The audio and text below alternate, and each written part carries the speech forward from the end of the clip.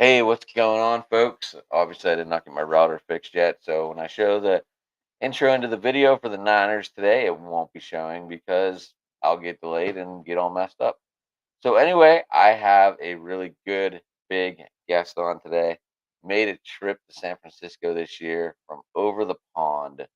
My buddy, my friend, Mr. Paul. What's Hey, what's happening, going on, buddy? Paul? How we doing today? Yeah, not Yeah, bad, not not bad. bad. It's been a It's while. been a while.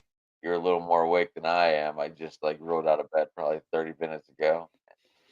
You're Yeah, obviously beyond lunch like we were talking. yeah. So it's just after 1 p.m. in the afternoon here in sunny England, I'm happy to say. Thank you for the introduction. It's been a while. It's been a minute Yes. since we spoke. I think last time we talked, you were doing some flag football. Yeah, that's right. So since It's I've spoke it's to you, I've been been to way too long. London. Yeah. I've been to London and met Joe Staley. I've been to San Francisco and watched the 49ers play. I saw the Golden State Warriors play. And I also went to Stanford. So I made the most of my trip to America. I met our good friend Gina, Ted Talks Ball, John Chapman. So it was a whistle stop tour. We landed on the Friday, obviously Stanford Saturday, Niners Sunday, which we'll get into, which was awesome. Warriors Monday. I had a bit of time in the city on Tuesday, met Gina and Ted, and then sadly flew home. So there was 36 Brits made the trip in one go across the pond. We were joined in the gold mine at Levi's by Ted, John Chapman, Ty Alston, one of John Chapman's buddies. So we had 4 Americans with 36 crazy Brits cheering on our beloved 49ers. And it was a good game you were at. I thought it was a good game. It was only, 27-14. I rocked 23. So I've been promising myself a new jersey for a while. And obviously, the impact CMC has had since he came, I decided at the start of the season to pull the trigger on my first ever running back jersey. So I rocked 23 at Levi's. So it was awesome to see McCaffrey score at our end. That was my first ever live touchdown, Christian McCaffrey. You know, I'm a big fan of George Kittle. So Club 85, George Kittle scored a touchdown at our end. And it was also our end where Brandon Ayuk, the 76-yard bomb, where Purdy escaped out the pocket and dropped the bomb to Ayuk. We were literally right in front of that, seeing the ball in the air, seeing it land over the defender, and Ayuk run that one in. So lifetime opportunity for me, once in a lifetime opportunity. It was awesome, Adam. Absolutely awesome. You've probably seen thousands of posts from me on social media, but I make no apologies for shouting it from the rooftops. Absolutely. Why not? Why not? Let it out. You don't get over here much. First game. What'd you think of the stadium? So I'm glad I went to Stanford on the Saturday because when we flew into San Francisco, I don't know if you've seen those things on Instagram where it does Instagram versus reality. So I had obviously in my mind when we were flying into San Francisco that I would see the Golden Gate Bridge, I'd see the city. But when we flew in, it was, I want to say mid afternoon. It was basically cloudy. So when you looked out the window of the aeroplane, all you saw was cloud. But then when we circled round and we come out of the cloud, saw Stanford and seeing the stadium like from up in the air, I thought, wow, that's a pretty impressive stadium. And then it was Stanford versus Cal Bears. So it was the last ever big game. Got to say, the Cal fans took over that stadium. It was awesome to experience my first live college football game because I'm not a massive college football fan because it's on a Saturday.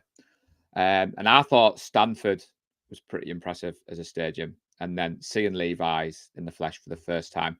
I know some people don't like it. I was blown away by it. I thought it was absolutely amazing. It was just, I suppose, seeing it in the flesh for the first time, being a lifelong Niners fan and think I'd never get to see it, but going up the escalator and then seeing the stand at the top was pretty impressive. And we were in the gold mine, which is the fan only chapter area. So it's near the Gold Bar whiskey stand. It's in the corner. The view is amazing. So you're all sat together, all 40 of yous. Nick Clark, the fan engagement officer for the 49ers, you're there with him to basically lead the cheering. So when the offense from the other team is on the field, you're making as much noise as you can. You're getting all the chanting going.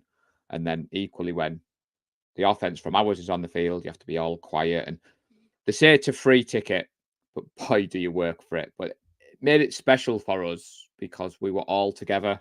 I'm not sure whether there's been any other NFL game in the state where you've got 36 British people sat together in one section, and the locals were amazing. Obviously, the clock, the accent, the talk. And one advantage of the gold mine is you get into the stadium before everybody else. So I think that helped my impression of it, seeing it totally empty, being able to walk around, take it all in, get our photos. Then I got to go to the museum. And then I got to obviously connect with people that I talked to on Twitter. Funnily enough, for your viewers, there's a guy from the UK who was out there. I didn't know he was going. He didn't know we were going. And then at half time, I get approached by this British person, Stephen, and he's like, "All right, Paul." And I'm like, "All right, Stephen." We'd never met in real life. We'd only ever talked on Twitter. And it was just a real embrace moment. Obviously, John Chapman, who's one of the content creators that I'm a big fan of, he was in the gold mine with us. I was stood with Ted Talks Ball, and I can confirm that he has changed his opinion on Brock Purdy, and I've got that on authority from him because he was stood next to me talking about it. But I thought Levi's was pretty awesome, Adam, to be fair. What now? What differences did you pick up from your end of your side of the sea or across the Pacific there between the stadiums? Like, what is different? So the open ends are a bit strange. So at Levi's, you've got the two gaps, and I believe that was designed because they thought the stadium was going to be built so you'd get views of San Francisco, and then they just used the same plan. It was very unique to be able to see alcohol in the stands because that doesn't happen in the UK. Now, I'm teetotal at the moment. I'm not drinking alcohol, but equally in England, away supporters are kept apart from the home supporters, and that doesn't happen because I suppose in America fans don't travel as much. So we were playing Tampa Bay. I saw one or two Tampa Bay jerseys, but they were in the home section. They were just dotted about. The atmosphere. What's different for a UK fan is when our team's attacking, that's when you're loud. But in the States, when your team's on offense, you've got to be quiet. So, but that makes the celebration better when the touchdown scores because you've been quiet for so long, and then the touchdown comes and the noise erupts. But I haven't been to an English football stadium for a long time. I'm all about the NFL these days. I mean, I live in a small town called Middlesbrough. So Middlesbrough play in the league below the Premier League. Their stadium's probably a 15-minute drive from where I am, less than 10 miles away. I don't think I've lived in Middlesbrough now for nearly 4 years. When was the last NFL game you went overseas to? Over in the UK, I mean. English football game. Probably a Middlesbrough game, but it was a while ago. I've never done. You've never gone to an NFL game? No. So I live in the north of England, so getting to London is quite expensive. And then when you're in London, London's expensive as well. So to give you an idea of cost, we are having an official watch party for the Super Bowl, and it was rumoured to be in London or Leeds. Leeds is up north. Leeds is closer to me. I'm getting the whole experience for about $100. If that's for two people. If I was going to London, it would cost me about $500 to $600 for the same night for two people because of the traveling costs. And what's crazy, I suppose, for Americans to kind of see, when you look at England on the map, it's quite a small country compared to America, but the travel costs are unbelievable. It's just so expensive to go train. I think your country is as big as a little bit smaller than Texas. I'm going to say Texas is probably bigger. I mean, probably chuckle. I'm 43. I'm 44 this year. And when I went to San Francisco in November, that's the first time that I've flown internally. So I had to fly from Newcastle to London and then London to San Francisco.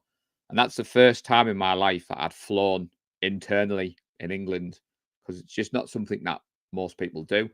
We tend to use a lot of train travel, but that can be expensive, can be a bit of a nightmare if there's cancellations or if there's problems with the trains. So yeah, I got into the sport in 2012 and the Niners came to London in 2013. And my circumstances at the time didn't allow for me to go. And it was one of my biggest regrets. So when I got the option to go to San Francisco last year, at first I wasn't able to go. I wasn't in a position to make it happen. And then things changed and finances dictated that I could go. And that's why I just threw caution to the wind and I went. So I'm kind of glad now that that's my first NFL game. Well, I'm more than kind of glad. Every time the NFL International Series games get announced, I always think, right, should I go? But do I really want to spend the best part of $1,500 traveling to London for a weekend to watch the Carolina Panthers play the Cleveland Browns or the Chicago Bears playing the New York Giants? I'm No going to one save wants. that. I'm going to save that money for going to a game in like the Niners. But to be honest, going out.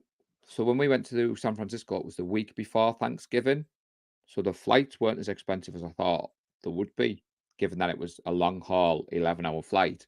And I would probably prefer to go to a game in the States again than go to a London game, because I think I've had a taste of that real, authentic NFL Sunday.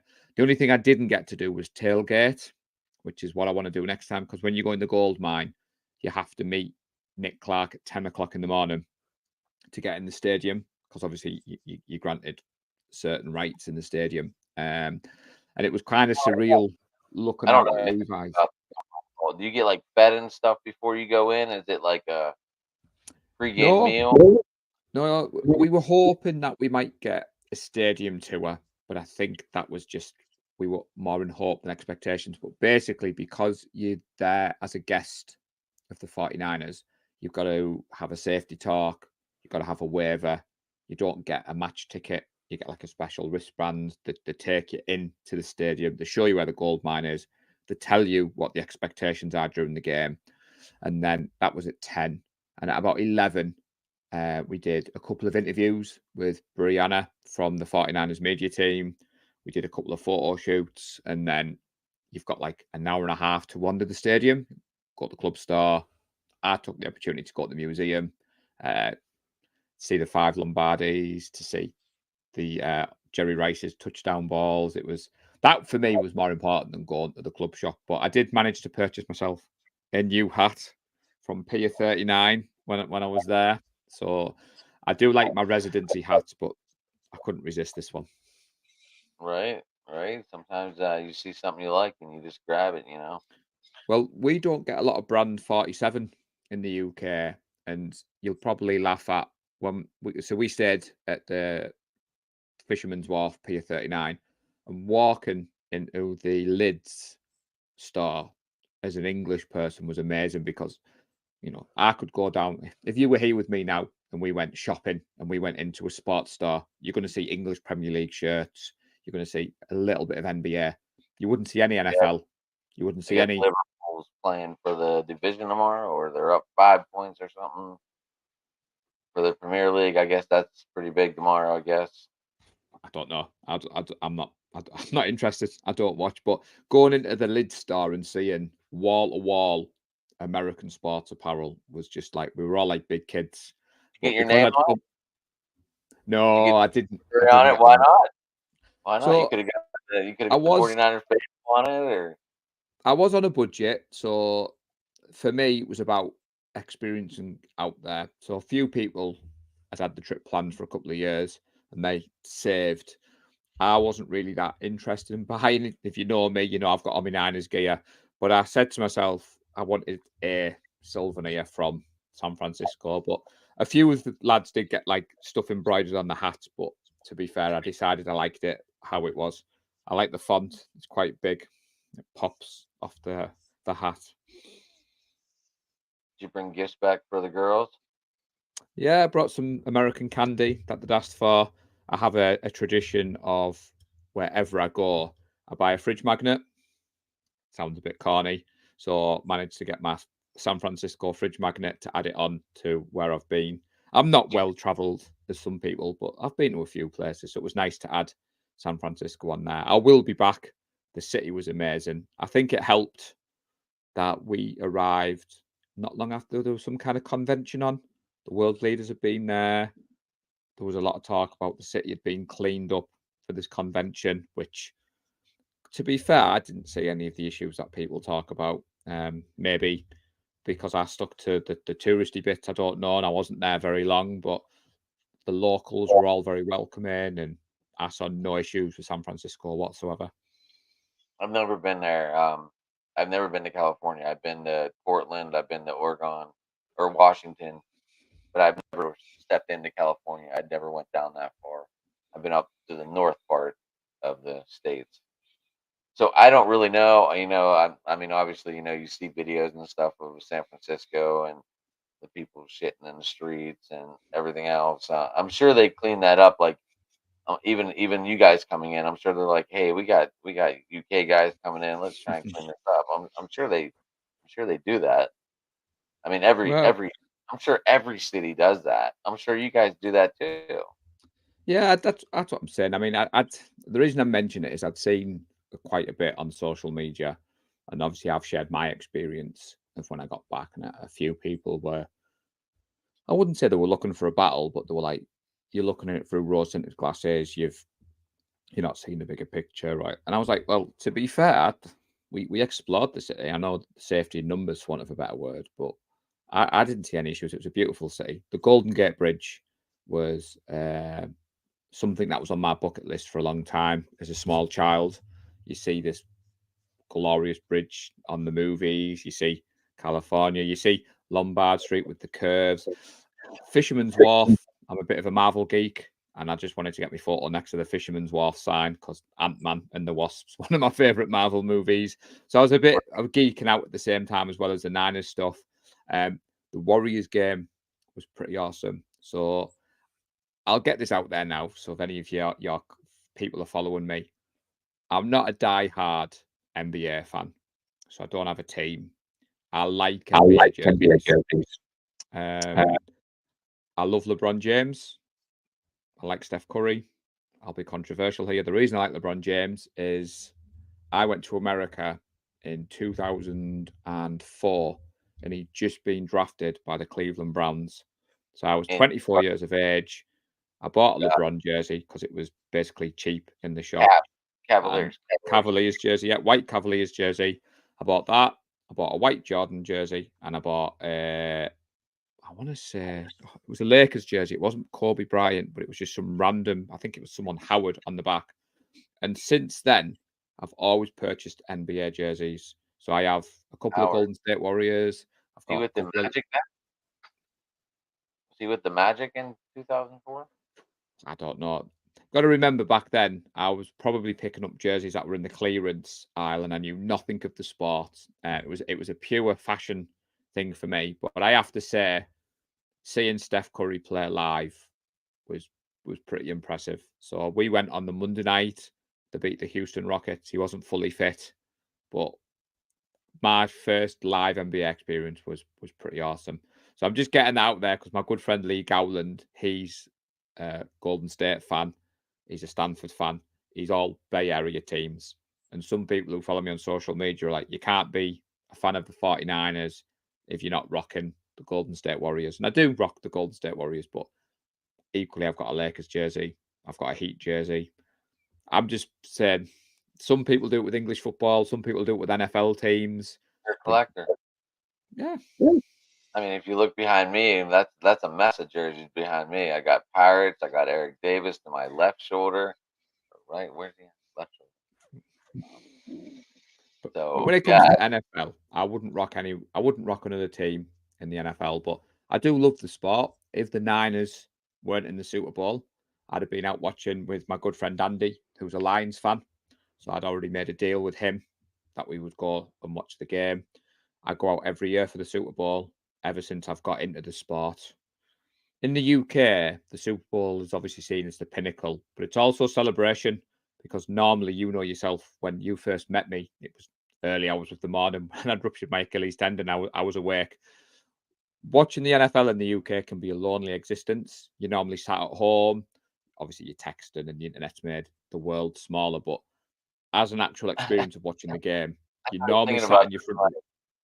I started thinking about that. I was like, man, I remember when I talked to Paul like felt like three times a month because he was injured.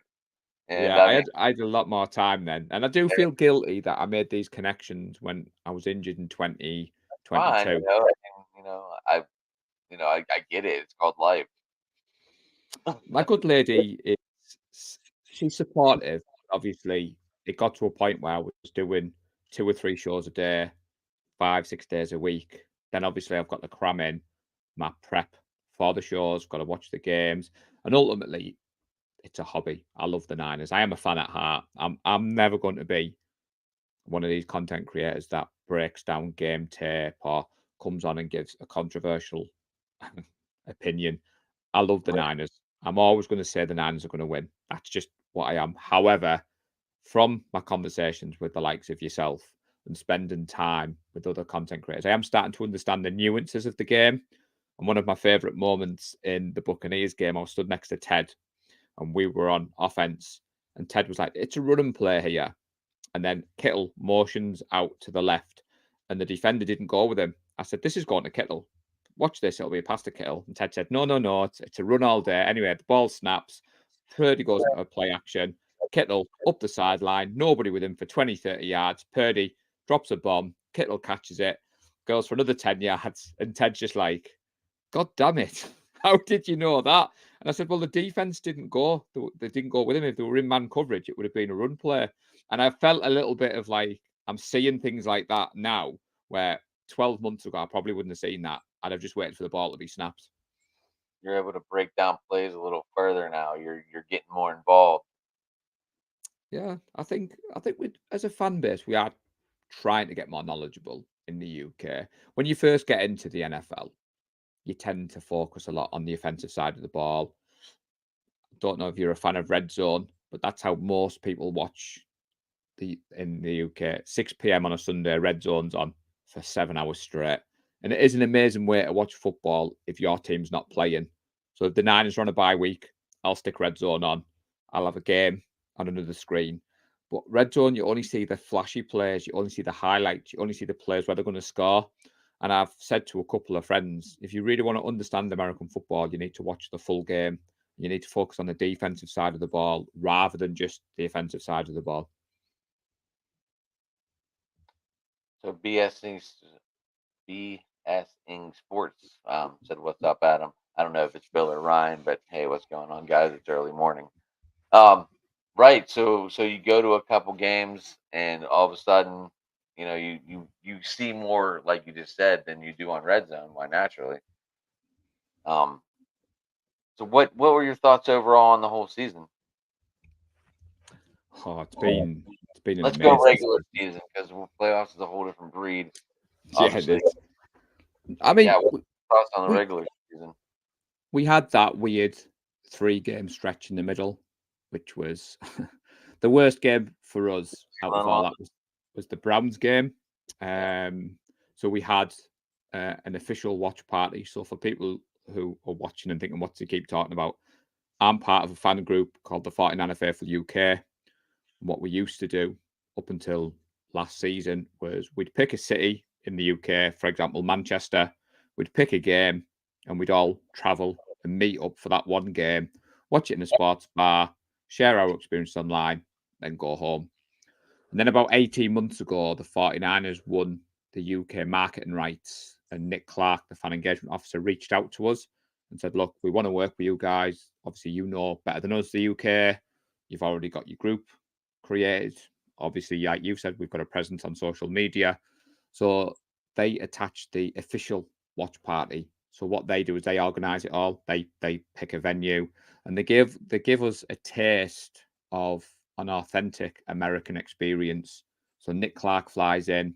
He's the host. He's very razzmatazz, gets the crowd going, and it's more than just watching the game on the TV. You feel kind of part as if you were there at Levi's.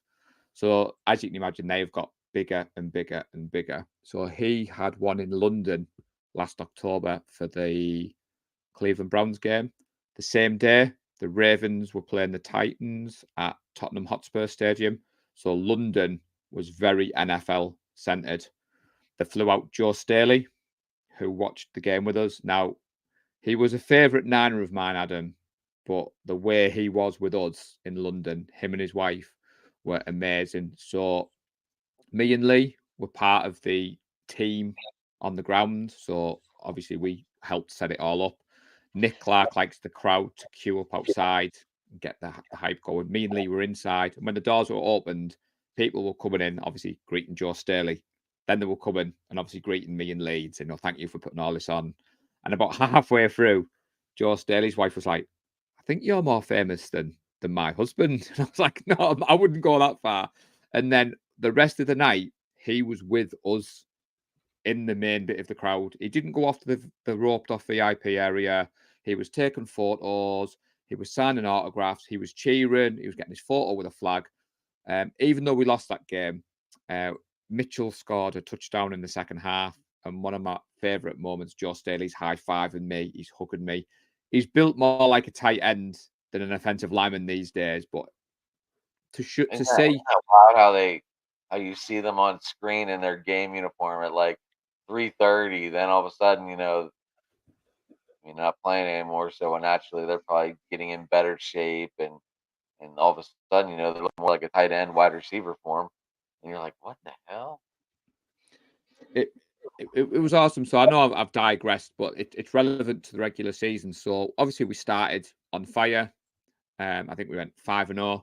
Then we went on that weird 3-game losing streak.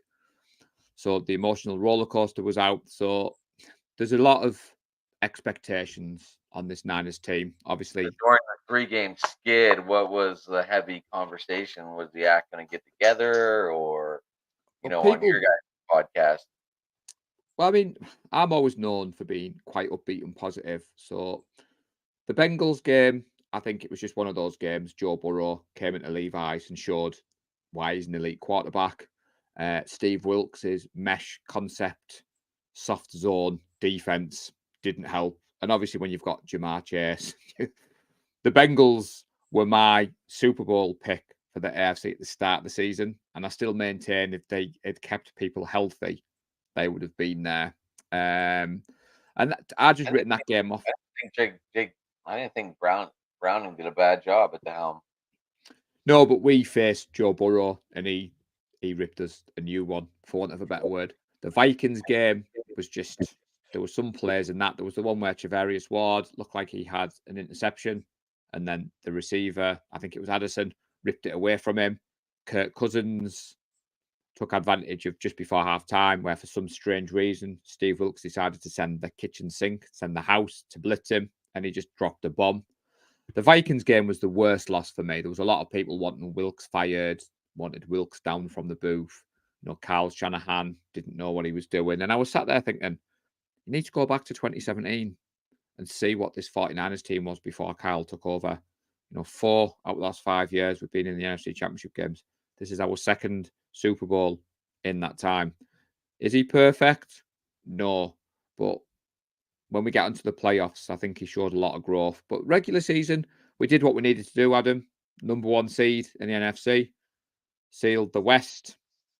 We played some explosive plays on offense. It's strange to see a Niners team actually be stronger on offense than defense, because when 2019 Super Bowl run happened, it was our defense that put us there. A lot of knock on Jimmy, was just a passenger. I'm getting a bit fed up with the Brock Purdy as a game manager, dink and dunk. And yes, I'm going to wax lyrical about the game I went to, but I referenced that bomb to Brandon Ayuk against the Buccaneers, 76 yards. Go a week later against the Seattle Seahawks. He did another one to Brandon Ayuk, which my good friend Lee Gowland was at that game. So when I flew home on the Tuesday, he flew to Seattle and he met up with Chapman and Breezy. And I wished I should have planned better because that looked awesome. But But no, I think regular season, what more can you want? You won your division, number one seed in the NFC. I think the losses probably came at the right time. The Ravens on Christmas Day, again, yes, Brock had 4 interceptions. One I'm putting down to him. The other 3 were just freak interceptions, as in the ball bounces the right way. Lamar Jackson had a good game. The Ravens defense, I believed at the time, was the real deal. I think their linebackers are a genuine strength. Their secondary is better than ours. But it was interesting to see I'm a Lamar struggle fan on in the. that Ravens defense. Yeah, I mean, look, we're playing the Chiefs on Sunday, next Sunday in the Super Bowl. The Ravens defense held Mahomes and Kelsey to 0 points in the second half, but Lamar Jackson just couldn't get it done. And I know if there's any Ravens fans watching, probably going to come after me. But talking heads are saying it better than me.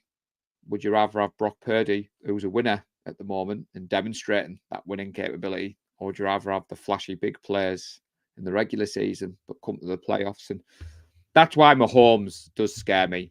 And I said that at the end of the season. I said, going into the playoffs, the one QB on the AFC side that scares me is Mahomes because he's been there, he's done that. And sometimes when a good team is winning ugly, that's a cause for concern. Obviously, the knock on Mahomes was he'd never done it on the road. So he goes into Buffalo, he knocks off the Bills, goes into the Ravens, knocks off the Ravens. So, yeah, what were your thoughts on the Niners in the regular season? Because I know we haven't talked as much as we would have liked. And I know you're quite heavy with the Niners on your channel and you're good friends with Gina and stuff. So you must see it on your timeline. And obviously, we played your Steelers game 1. We did, yeah, yeah. I only did one show. I was going through some rough patch of life right then and there, just trying to get back on track. I only did a show with Mark Adams from 49ers Camelot, and I said whoever wins this game is going to go 13-4, and the other team possibly going to go 12-5. Which you take away the 2 losses to them idiots. I don't even know what I am. Tomlin just irritates the shit out of me. We should have beat Arizona and we should have beat the Patriots and been 12-5. But it didn't happen that way, obviously, and we were one and done again in the playoffs. Tomlin hasn't won a playoff game since 2016. Yeah, so I don't know what it's like to win in the playoffs. And everyone thinks Tomlin's a great coach, and he's 8-10 in the playoffs, and 7 of his 10 wins came in 2 Super Bowl runs. It's nothing really to write home. But So would you change? Would you make a change if you had your way? with a coach, Yeah. Would you change? I Would you would go to look at different? Eric Bieniemy. I would have. I thought for sure he would have taken over in Washington, and that's probably why that name didn't come up. And then Washington went a whole different route. Yeah, I'm surprised. I mean, Adam Peters, we know him quite well at the Niners. We thought maybe Lynch might move upstairs at the end of the season and take on the president of football title officially. He's got it in name only at the moment. So to see Peters leave for Washington, and I thought, right, okay, he's going to go out there and he's going to go get a Ben Johnson. He's going to go get a young, dynamic coach. So to see him settle for Dan Quinn, I mean, that means Quinn stays in division. I think the Cowboys fans are disappointed to see him leave because I think they're quite happy with the defense over there.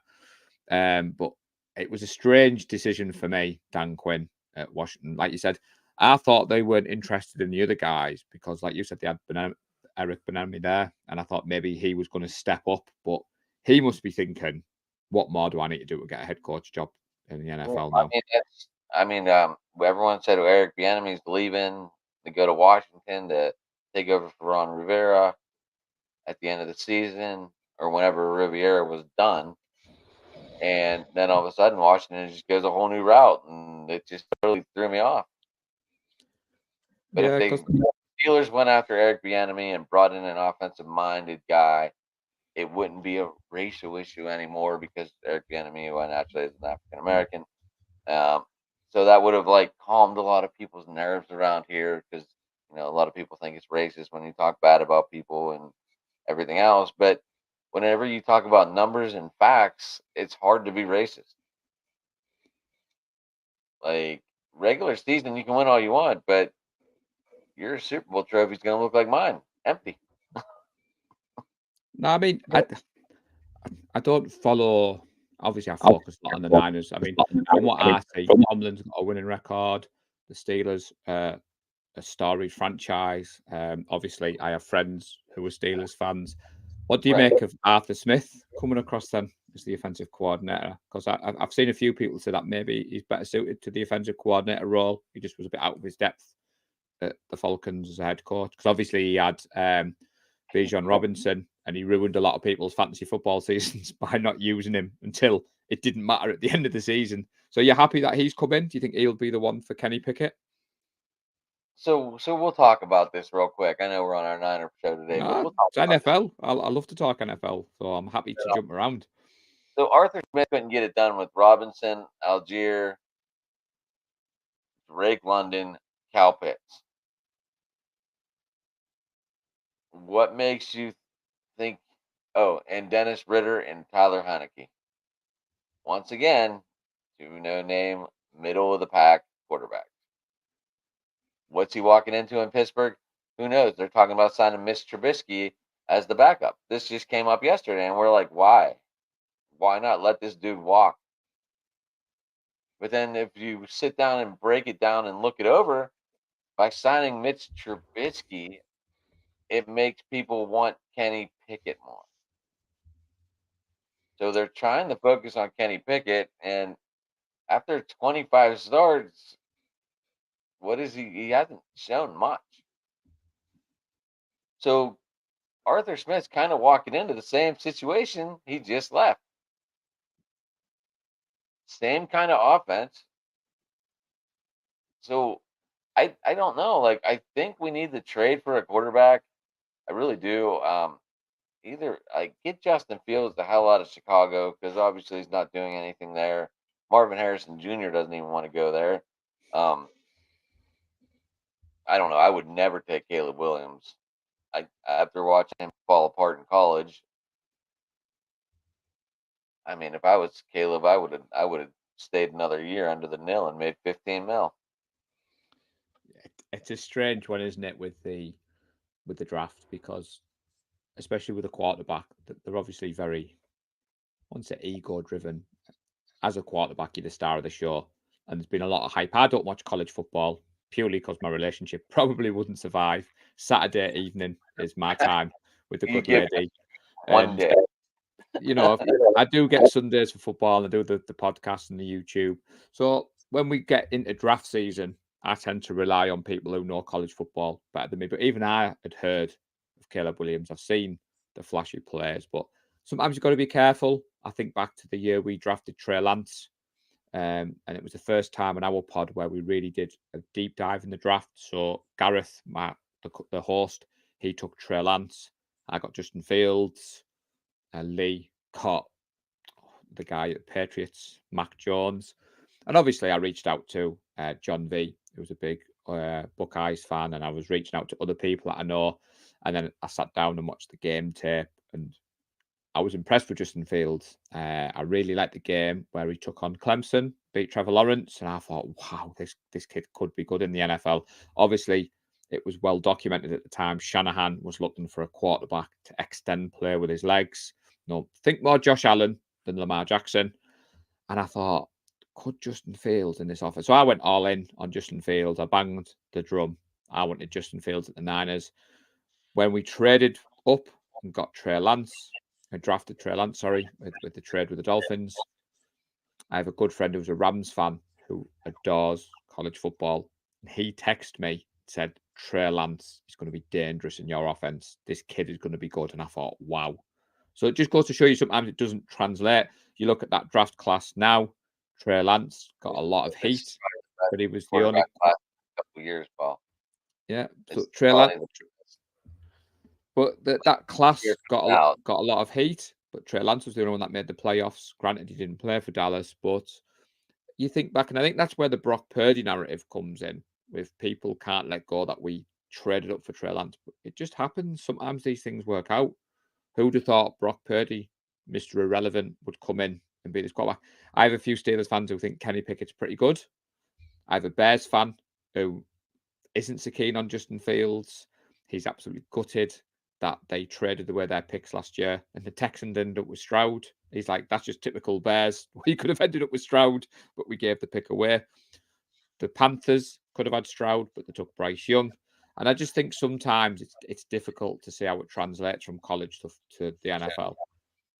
Right, right. So speaking of that, how this became a conversation too, since we brought up Tomlin earlier. How how would you grade a head coach? Would you grade him on season wins, or would you grade him on the tree that he is building and able to plant in other organizations? Like D'Amico Oh, Ryan, obviously Robert Shala. Um, now, I don't think you're going to lose much this offseason because all the coaching vacancies are done. But like you look at the tree that's come from Cal and his dad, obviously. But you look at that tree and you go, that's what I would call a good coach. To I look and mean, see how they train other coaches. I mean, Kyle Shanahan, his offense has been mimicked around the league. You said it, his coaching tree is growing and growing. You know, what McDaniel's doing at the Dolphins is a correlation to Kyle. What McVay is doing at the Rams. Like you said, and Kyle's come from his Or dad's coaching tree, and it's filtering down. There's a lot of knock on Kyle Shanahan. He was a flat track bully. He could only win when he was in front. And like you said, the regular season, a lot of fans, it's what you do in the playoffs. Ironically, Kyle Shanahan is getting his flowers now, not for the offensive masterclass in the playoffs, but the fact that he's shown character, he's shown grit. The way that this team has come back starts from the top. When they took over in 2017, Shanahan and Lynch said they didn't just want to be a one and done. They wanted to rip this team down and build it up from the ground up. They wanted an ethos, they wanted a culture, they wanted to compete year on year. Now, I've had a few disagreements with Niners fans, Adam, that says the Niners is all about the Super Bowls. I've only been a fan since 2012. I've seen 2 Super Bowl losses. I've never seen the team win a Super Bowl. There's only one Super Bowl champion at the end of every year. I am delighted that we're in the conversation. 4 out of the last 5 NFC Championship games. You look at the ones we've lost, they've been close games. The Eagles lost last year was easily explainable. Kyle Shanahan was down. It was third choice quarterback who then got ripped out of the game. The fourth choice went in, got knocked out. We didn't have a quarterback. I don't know what more the Eagles fans wanted from us, but I think Kyle's shown that growth. Dan Campbell was flavour of the month. Everyone was really on Dan Campbell and how aggressive he is, and the Lions go for it on 4th down. My friend texted me at half time last week and said, Kyle Shanahan is calmness personified. He said, if the Lions were 24/7 down, Dan Campbell would be flipping tables, would be screaming at people, he'd be getting the rah-rah speech going. Shanahan went into the dressing room and said, all right, lads, you've played terrible. You're only 17 points down. There's another half of football to go. They got on with it, that where you saw it was 27-24, 4th down. Lions should just kick the field goal. It's not sexy, it's not beautiful, but it stops the momentum, and it's 27-27. He goes for it on 4th down, doesn't get it. The momentum swings back to the Niners. The Niners go up and score another touchdown. And it comes down to we won I thought that was the play of the game. 34-31. And the analytics people will scream, yes, Campbell should have gone for it because the Lions went for it more than anyone else in the NFL. And I like Dan Campbell. I love what he's done at the Lions. But I think Kyle Shanahan is starting to learn that this wonderful game of football, as we talk about, 60 minutes long. It's a chess game. He likes to script his plays in the first 8 or 9 drives. That's well known. But I think he's adjusting better. I think he should get a bit more credit for the defense. If you look back at the drafts, Kyle Shanahan was the one. We took Solomon Thomas. Yes, I know we could have took Mahomes. I know we could have took CMC. But he invests a lot of draft and cap resources into that front 7. So as much as he's an offensive guru, he's quite old-fashioned. He's quite, as in, old school defense wins championships, and we put a lot of our resources. Trade deadline this year, traded for another edge rusher. We picked up Randy Gregory. Obviously, the year before we picked up CMC, but I think you're right what you say. McDaniel has done well at the Dolphins, but they still haven't won a playoff game. Tomlin has been a solid coach for the Steelers, but you get into the playoffs. And I think the Steelers fans, if I'm reading the room right, you're fed up of just being happy to be in the playoffs. You don't just want to make it and be like, oh, we made the playoffs this year. It's a great year. You want to go into the playoffs and compete. Right. We don't want to be like 500 football just doesn't do anything to me. Like, okay, we're 500. What are we? Like I said earlier, what are we? What does that get us? Nothing. Nothing. It usually gets us a one and done and a trip to the 1 or 2 seed. Well, now the two seed because we usually come in as the 7th, and we don't have that caliber to compete with those guys, or else we would be 12-5, 13-4. And I don't know. It's just like, why, if you play a game, don't you want to win the thing? Well, I'd rather win ugly than How many lose people pretty. play to just be happy?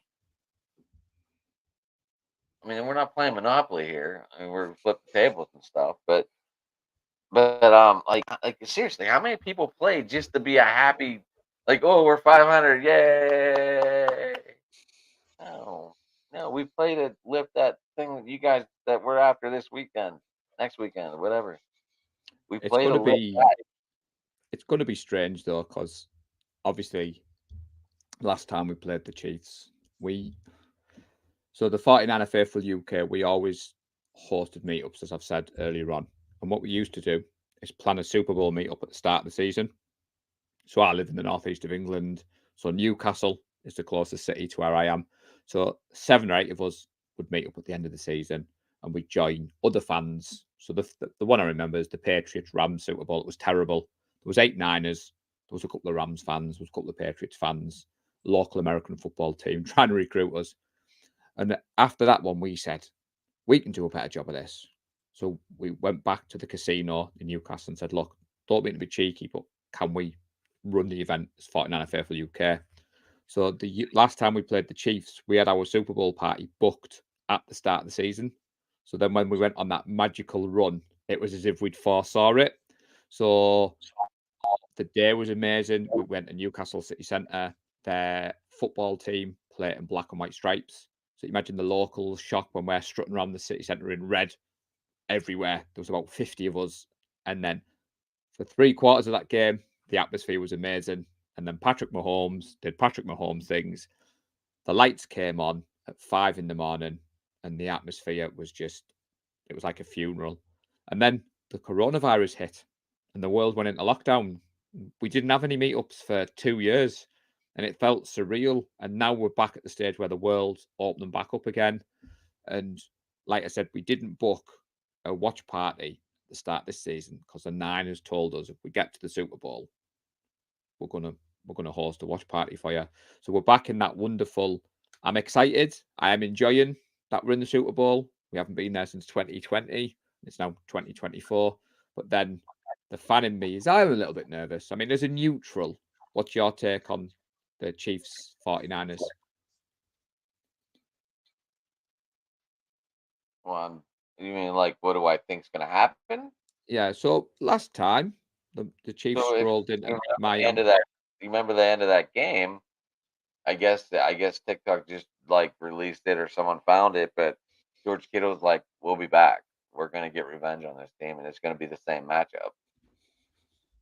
If you recall that, No, I love George. That's been ingrained. I didn't like the video at the time, but I think it's aged well, and I think it's.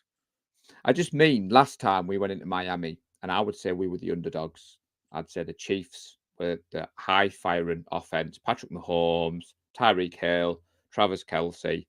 So the fact that we obviously stormed into the lead, and in the 4th quarter, it looked like we were going to win number 6, but as a Niners fan this year, I think the Chiefs' defense is like more of a strength than their offense. I marked that Super Bowl as 10 minutes. We went back. Yeah. That's when it all fell apart. 10 minutes left. And I think you were talking about coaching before. I think Kyle Shanahan's learned from that. Obviously, the knock on him is he was the coordinator for the Falcons, but he wasn't the head coach. And I remember watching that game in the UK, the Falcons Patriots game. I hadn't gone out for that one. I wasn't feeling very well. I'd stayed at home. A couple of buddies had come to watch it. They weren't American football fans. 28-3 at halftime, they fell asleep. And I remember the comeback and Well, you go to Edelman's. I think the first time I seen a prevent defense work was last week for the Chiefs. The whole second half, are you aware they only rushed four players and stopped Lamar Jackson like it was nothing? Well, that's what they did. They made him want to throw the ball, didn't they? That's what I'm saying. Like, Right. But the Chiefs only rushed four in the second half all game. A lot of people aren't aware of that unless you actually watched the thing or listened on the radio like I did because I was at work. But they rushed four the whole second half, and they no, I had watched that, that game. and they had let's say it's 57 as the quarterback coverage guy, the spy. The I had spy, to think yeah, about, Mike. I had to think about that one for a minute. Sorry, It's all but right. yeah. So I don't know how good this Chiefs defense is, but to shut Lamar Jackson down to what 54 yards in the second half, that's pretty dang good. Yeah, it wasn't a game for the offensive in the second half, but I loved it. I've said to you before, getting to know the defensive nuances of football, and it was a heavyweight clash. But I'm not taking the Chiefs lightly. I did No, watch the Chiefs Ravens game, but to be honest with you, I was watching it as a fan. I wasn't really. I wanted the Chiefs in the Super Bowl because, like you said, Kittle, I wanted that revenge. I didn't want the Ravens again. The Ravens Super Bowl loss doesn't actually hurt me as much as a Niner. And all Niners fans watching now are probably going to gasp. That was my first year being a fan, and I wasn't really as invested in the team. you were And the excited reason to I see say, him play in the final game at that point. well, You were to be that young, honest, and a, a, a lot of people in the UK pick their team on which team wins the Super Bowl. But what I find with the NFL, that's not a good strategy because the Ravens won that Super Bowl. And then if you became a Ravens fan, you haven't been back since. So you could argue like the Niners, this will be our third time since I've been a fan. And when I went to work the next day after the Ravens loss, I had my baseball cap on. The only Niners merchandise I had at the time. And some strangers heckled me in the street, shouting at me about the Ravens. And I was arguing with some strangers, and I thought, this is my team. So if I had the choice to erase one of those defeats, it would always be the Chiefs one because, like I said, we were up in Newcastle. There was 50 to 100 Niners fans there. The celebration would have been amazing. So I haven't done my deep dive yet. I tend to do the defensive side of the ball for the 49er Faithful UK. So I'm going to add that nugget you've just given me there about the Russian only four. Chris Jones is someone I'm worried about. Javarius Ward spoke quite glowingly yesterday in his press conference about the Chiefs. Their defensive coordinator is obviously well versed in the league. He stopped Brady when he was at the Giants, and I can't pronounce his name. That's why I'm not getting myself into trouble. But he is a good coordinator. I'm talking about Steve, right? Yeah. We'll just call him Steve. We'll go with that route. And yeah, I think it's going to be a really good game. I'm taking the Niners. I just feel it. Just feel it. It might be in an AFC site. I think it's going to be well packed. It's going to be. I mean, obviously, we talked about before we went on air. We talked about McCaffrey's wife buying a suite for the mom, which is just wild. How much did you say it went for? $2.5 million she's paid For for a a suite. 4-hour game, 5-hour game. Well, I said to you, there's a couple of the UK faithful have decided to bite the bullet and head over to Vegas. So there's a group going to a bar in Vegas. I can't remember the name of it. So they're not going to the actual game. They're flying on the Friday. They're going to John Chapman's party on the Saturday. They're going to a watch party in one of the sports bars on the Sunday. And that's cost enough. And then there's a couple others who are going to the game. They've got a ticket up in the gods. I think it's $20,000 all in, and that's to fly out from the UK. Now that's akin to a year's salary for some people in our group. I know my good lady would kill me if I was saying I'm going to spend $20,000 on one game. So $2.5 million on a suite for 4 hours is just crazy.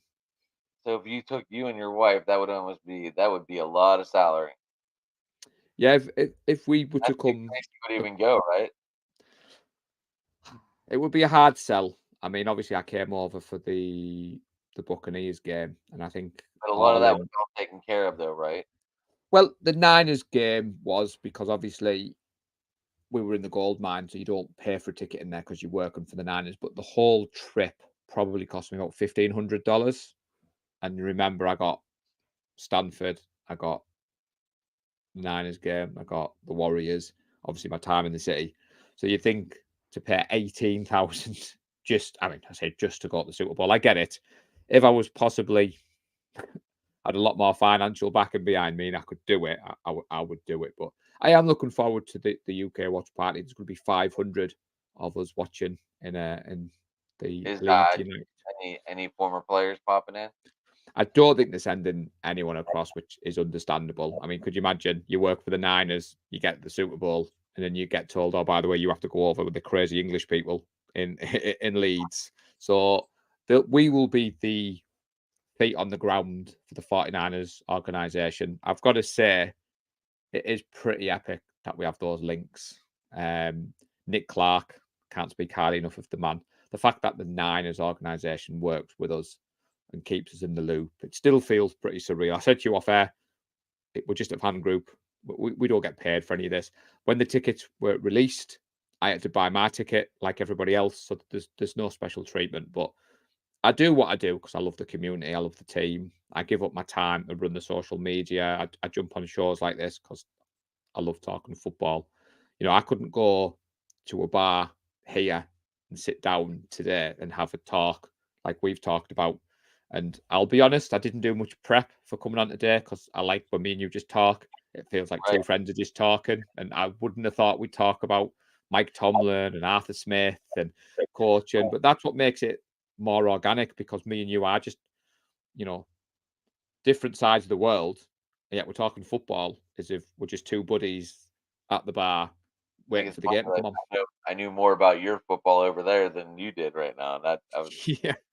I don't I'll know be where honest. Liverpool is, but I know they're like I said, they're up in the ranks. They're 5 points up. They pretty much have the Premier League at this point with a win tomorrow. My 64-year-old female colleague was talking about Kylian Mbappe going to play in Saudi Arabia for the money, and I had no idea what she was talking about, and she found that hilarious. Equally, she had no idea who Brock Purdy, CMC, or George Kittle is, or why I was getting excited about a ball, because all she kept hearing was Super Bowl, and to her, hadn't correlated. But everyone at my work laughs. My holidays run April to April. The first holiday I book in is the Monday after the Super Bowl. So I've already got that booked in for next year because of the way the game runs. I always take random days off from September to Christmas because if the Niners are playing late, I don't like to miss. And sometimes you can't switch off. Like after the NFC Championship game, I just couldn't go to sleep. The adrenaline rush, the I excitement, obviously. I did leave a comment on your Facebook page. I didn't reach out. I didn't. I don't. I'm well, obviously I might have reached out to you on it on the private messenger, but I'm not sure. But yeah, that was exciting. That was exciting. So I didn't have any sleep. I went to work the next morning. Obviously, as the day went on, I was tired, but I do work with a Liverpool fan and I work with a Sunderland fan. So the Liverpool fan is very excitable at the moment because you're right, they are doing better in the Premier League than Man City. But it's crazy that it doesn't mean honestly, it doesn't mean anything to me at all. Like the missus is out this afternoon and the kids go to their dad's later on. So I will be free this evening. I will not be watching any of the English football. I, it would have been an ideal night if college football was on because I could have watched the college football, but I'll probably start doing some work on the Chiefs defense and going back watching some game tape. Might even put on the NFC Championship game from last week just because on how it ended. It'd be good to watch back. You could really just watch them the second half on. Yeah, don't watch the first half, just watch the second half. How much do you think the NFL wanted that opening game to be the closing game? I don't know. Chiefs opened up against the Lions, and then they could have closed it out against the Lions. I try not to put too much But stock in the talk of conspiracy and script. It's like us. Niners had 3 official watch parties in Leeds. We lost every single one of them. So when we announced it last week, some people who couldn't go were like, "Oh, you can't have another game at Leeds. It's cursed." And we were like, if you think a bunch of English people meeting up in a sports bar 5,000 miles away has any bearing on an American professional sporting event, then you're crazy. But I do think sometimes the refereeing does frustrate me. that is funny that you say that. I was obviously doing the TikTok watching thing, and it came up, "Watch this," and the woman was looking for her husband, and he was standing outside the window, and she goes, "What are you doing?" And she's like, "He's," he goes, "When I'm standing outside, they score." Yeah, no, I mean, don't get me wrong. Like you'll see behind me, I've got the Brandon Ayuk jersey hung up. See So that? I have a superstition where I have to wear whatever jersey the team's wearing. Even if I'm sat at home downstairs in my front room, and Tracy will say to me, "Why are you wearing your jersey, Paul? It's 1 in the morning on a Sunday. No one can see you." And I'm like, watching the Niners. I've got my jersey on. So as much as I love CMC, I will be rocking the Ayuk 11 because I like to wear the same color. I think it'll You go wanna down see well them in win, or are Leeds. you gonna get a Super Bowl jersey? If we win, I'm going to get a Super Bowl winning hat, t-shirt, hoodie. I've already told the good lady that'll be me. I wasn't going to get a match program, so there's a lot of I think you companies should in the order it from Lick, Paul, and get it autographed on the side with either Paul Hogan possibly. or 49er Faithful UK. I'd definitely be getting some winning merch, but I nearly got the NFC Championship. I do like that conference champions hat, but I don't want a conference champions hat. I want a Yeah, Super Bowl winning hat. I have a boy, friend who lives across the road who's a Rams fan. And the year they won the Super Bowl, he he got went every all out. Yeah, yeah. and I can't fault him. They went all out, so I'd be in the same boat. But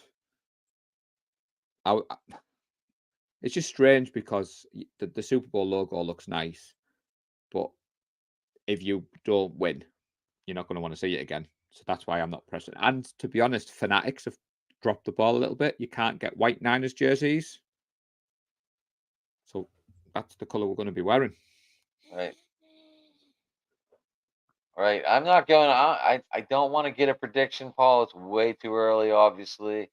Um, might you be watching any Pro Bowl festivities? I think they're today, aren't they? Possibly today, tomorrow. I will be watching the flag football.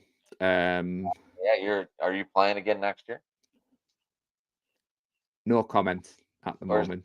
or is the body finally catching up?